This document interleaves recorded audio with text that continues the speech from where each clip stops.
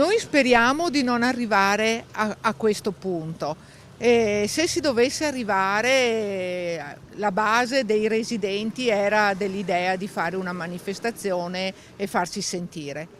In Via del Santo, che per certi versi rappresenta il cuore della protesta di residenti e commercianti contro il prolungamento notturno della ZTL nel centro storico di Padova, sono pronti alla mobilitazione.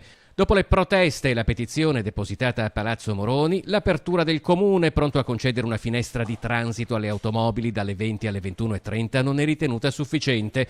Di fronte al rischio che il dialogo si possa interrompere, interviene Nicola Rossi, presidente della Confesercenti del Veneto Centrale, che nei giorni scorsi, commentando la proposta del comune, aveva diffuso una nota nella quale affermava che non si può tamponare un problema dando risposte che vanno a rendere più confusa la situazione. Il fatto che se ne discute è positivo. Aprire una finestra più ampia sicuramente è un aiuto, però il vero nodo credo che va cercato nell'accoglienza del turista o comunque del cittadino che viene in centro. Il dibattito sugli orari della ZTL di Padova rischia insomma di far dimenticare un altro problema grave da risolvere in fretta in città: l'assenza di parcheggi. Dobbiamo pensare a un sistema nuovo di parcheggi. La Prandina sarà sicuramente una buona risposta.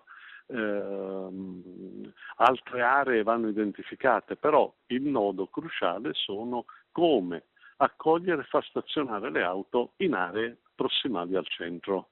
Nel dibattito e nelle polemiche di questi mesi appaiono schierarsi a volte due scuole di pensiero con una visione opposta della maniera in cui debba essere rivitalizzato un centro storico che, pur vivendo slanci di vitalità, soffre in diverse parti di una crisi che richiede risposte urgenti.